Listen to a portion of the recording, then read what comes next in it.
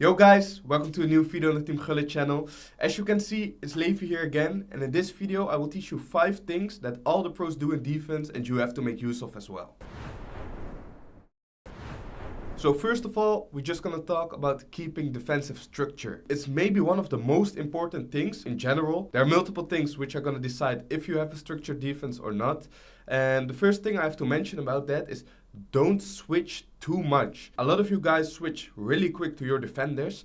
Always try to delay that. Like once you still have the possibility to track back with your attackers and like put some pressure from behind, always make sure to do that. Same goes for your midfield. When you have the chance to still defend with your midfielders, make sure to do that. By doing that, you make it way harder for your opponent and also way more easy for yourself, because we all know defending with your center backs in a one-on-one is probably one of the hardest things there is, because there are so many good skill moves. For example, the elasticos, the step overs. 9 out of 10 times, the attacking player is just quicker. For example, Mbappe will always be more agile than a Van Dijk when it comes to a 1v1 in a step over or something. So always make sure to keep your defense structured by tracking back your players as much as you can. Obviously, at some point you need to put pressure on the ball holder because you don't want to allow your opponent to have too much time on the ball. It is a bit of a feeling, but I think these clips show it pretty well. If you don't understand it one time, just rewind it, run it back, watch it again until you get it. I think my explanation is clear, so we can move on to the next part. Now we move on to the regular jockey. You perform the regular jockey by just holding L2. The regular jockey is one of the best ways to have control of your defenders. If you don't use jockey at all, it will be so hard to tackle your opponent. Most of the times I use the jockey is just when my opponent is in my box. I try to predict him. I know he's gonna go one side or the other. He just needs to make the move. And that's the time where I use the regular jockey to just like keep a hold on him, just delay him a bit, and once I see what he's gonna do, I try to tackle. But the jockey is there to help you to delay him, get your time. Don't tackle too early, just use the jockey, see what he's gonna do, try to predict it that way. Then number 3 is the sprint jockey. It's actually a bit the same as the normal jockey, but me personally, I love it way more, because then your defenders will feel way more agile. As you can see in these clips, it's way easier for me to keep up with the attacker when I use a sprint jockey. You perform the sprint jockey by holding L2 and R2 at the same time, so it's basically the same as the normal jockey. The only thing I would say is that it's way more effective and you can use it on many places on the pitch. For example, when I try to press up high, I also use the sprint jockey, or when I'm tracking back with my midfielders, 9 out of 10 times I use a sprint jockey. And you can also use that in the box, so that's more of a thing you can use in different situations. I think it's my favorite way of defending, especially when someone is in your box. It's pretty easy to give away pens. And by using the sprint jockey, you're still agile, so you still can keep up with the pace, but you don't need to tackle, so you don't have the risk for giving your opponent a pen, and that's why I really like it.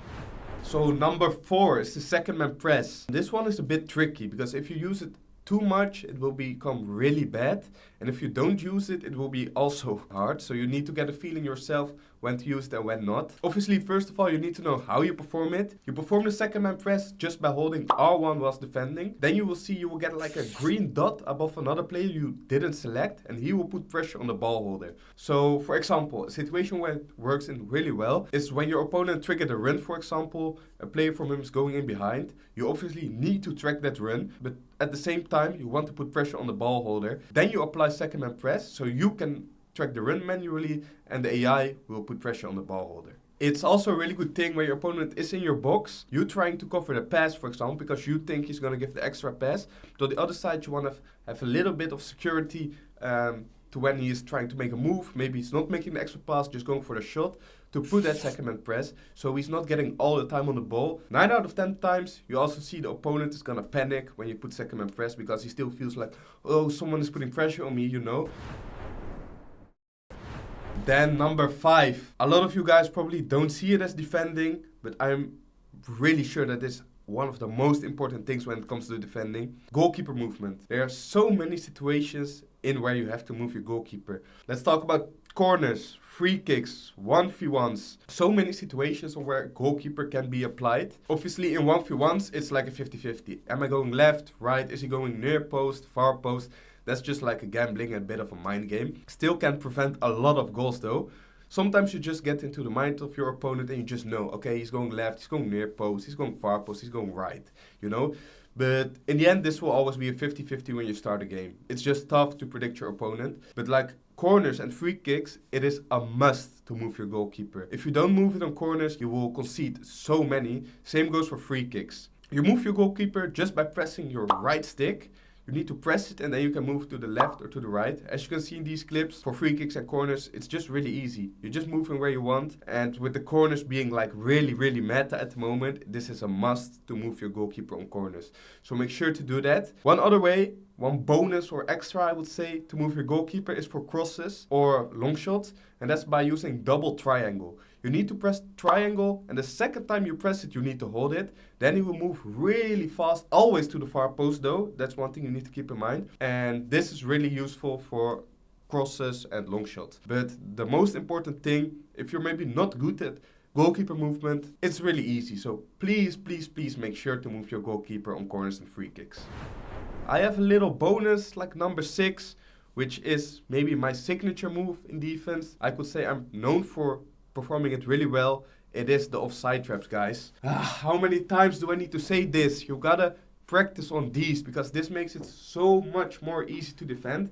It will make it way harder for your opponent to reach your box. If you want to become a better player, you want to become better in everything. So also pressing. Offside traps help you a lot with pressing. Obviously, you're probably gonna make mistakes. You're gonna concede goals because of you practicing it. But without practice, there's nothing perfect. So make sure to practice on offside traps. For the people who don't know how to perform it, you press your D-pad arrow down 2 times. Then your whole defensive line will shift forward, as you can see. It's just really good to keep your opponent away from your goal and like make it hard for him to build up. That being said, I hope I helped you guys out with this. I know a lot of you guys probably struggling with defending. Hope this video helped you out. Did you like this video? Make sure to thumbs up, subscribe. What video do you want to see next? Just leave a comment down below and I will try to fix it. See you guys next time. Ciao.